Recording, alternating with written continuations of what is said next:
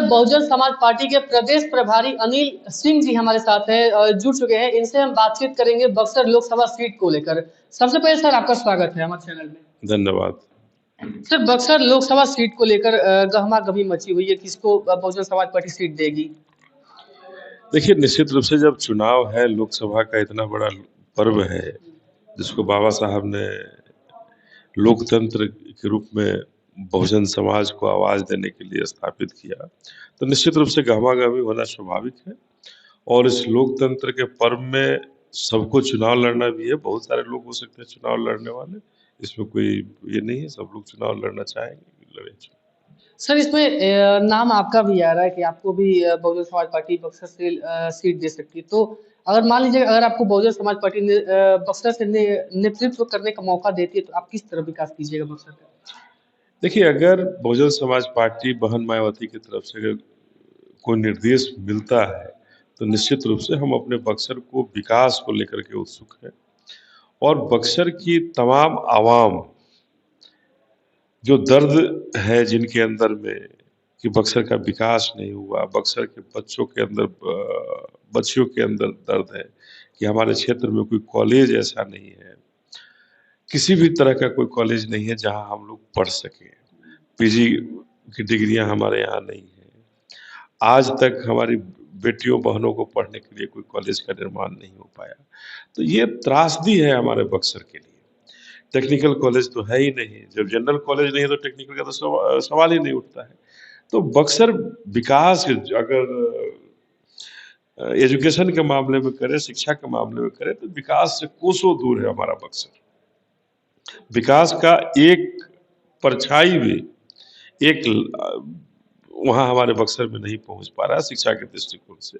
तो निश्चित रूप से सबसे पहली प्राथमिकता हमारी होगी कि शिक्षा के क्षेत्र में अपने बक्सर को अग्रसर करें, आगे करें और बक्सर को हम शिक्षित बक्सर बनाएं। सर, बक्सर का लॉ एंड ऑर्डर कैसा लगा आपको? देखिए, लॉ एंड ऑर्डर हमेशा खराब रहा है, आज भी खराब है, पूरे बिहार में खराब रहा है। तो नीतीश कुमार जी का वो शासन में हमेशा लॉ एंड ऑर्डर खराब रहा है। और जब से इन्होंने शराबबंदी का एक नखड़ा किया है, नौटंकी किया है, तब से बक्सर की हालात, चूँकि बक्सर उत्तर प्रदेश से सटा हुआ सीमा रहा है, तो यहाँ हमारे प्रशासन के लोग जो हैं, वो शराबबंदी के ढकोसले में ही फंसे रहते हैं और आए दिन घटनाएँ होते रहती हैं। और बक्सर में बहुजन समाज के लोगों के साथ भी बहुत सारी घटनाएँ घटी, लेकिन उन्हें न्याय नहीं मिला, ये दुखद है।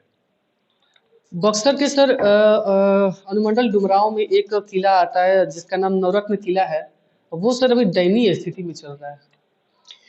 देखिए, पूरा बक्सर दयनीय हालत में है। कोई किला दयनीय है वो चिंता की बात नहीं है, पूरे बक्सर के हालात बद से बदतर हैं।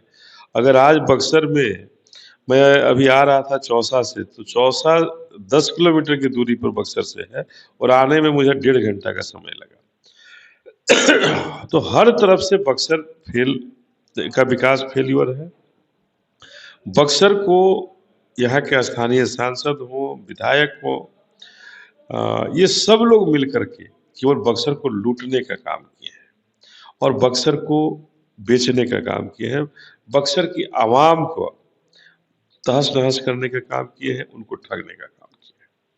सर, बक्सर के जो अभी वर्तमान सांसद हैं, उन्होंने बक्सर रेलवे स्टेशन को अंतर्राष्ट्रीय रेलवे स्टेशन पर रखा था। क्या अभी जो बक्सर रेलवे स्टेशन है वो अंतर्राष्ट्रीय स्तर पर पहुंचा है? मैं तो बक्सर रेलवे स्टेशन को अंतर्राष्ट्रीय तो दूर, पहले पटना के किसी पटना स्टेशन रेलवे स्टेशन और दानापुर रेलवे स्टेशन के तो बराबरी हमको नहीं लगता है कि वहाँ तक भी हम पहुँच पाए। वहाँ जाने की सड़कों की हालत देखिए क्या हालत है, स्टेशन जाने की सड़कों। कोई पैदल जाए तो हमको लगता है नाले में गिर जाएगा वो, जो इतनी बदतर स्थिति हमारे बक्सर के रेलवे स्टेशन की है। तो ये कहते कुछ हैं, वर्तमान जो हमारे सांसद हैं, ये कहते कुछ हैं और करते कुछ हैं। इनके कथनी और करनी में थोड़ा-सा भी संबंध नहीं है और इनकी तनिक भी इच्छा नहीं रही कि हम बक्सर को विकास को लेकर चिंतित हों, बक्सर को विकसित बक्सर बनाएँ और बक्सर को किसी भी दृष्टिकोण से, किसी भी एक क्षेत्र में आगे बढ़ाने का काम हमारे वर्तमान सांसद नहीं कर पाए। सर युवाओं के लिए क्या कीजिएगा? देखिए, युवाओं के लिए हमने कहा कि सबसे पहले शिक्षा की ज़रूरत है, जो शिक्षा यहाँ नहीं है। दूसरी बात है, यहाँ कोई उद्योग धंधे नहीं है। जो हमारे बच्चों और बच्चियों के लिए अगर चौसा में थर्मल पावर लगा प्लांट, आश्चर्य हुआ हमें ये जान करके कि उस प्लांट के अंदर एक भी बक्सर का बेटा और बेटी काम नहीं करता है। ये कैसे हो सकता है? हमारे घर में कोई प्लांट लगता है, हमारे घर में कोई उद्योग लगते हैं, धंधे लगते हैं और वहाँ हमारे बक्सर के लोगों को रोक दिया गया कि आपको नौकरी वहाँ नहीं मिलेगी। ये बहुत बड़ा बक्सर के युवाओं के साथ मज़ाक है। मैं सबसे पहले कहना चाहता हूँ कि मैं अपने युवाओं के लिए जो तालाबंदियाँ हैं कि हमको नौकरी नहीं मिलेगी, उनको खोलना चाहेंगे और भी उद्योग धंधे यहाँ स्थापित करा करके बक्सर को युवाओं के हाथ में देना चाहेंगे कि जहाँ से युवाओं अपने ही नहीं, अपने परिवार का भरण-पोषण अच्छे से कर सकें। क्या कहिएगा सर हमारे माध्यम से जनता तक?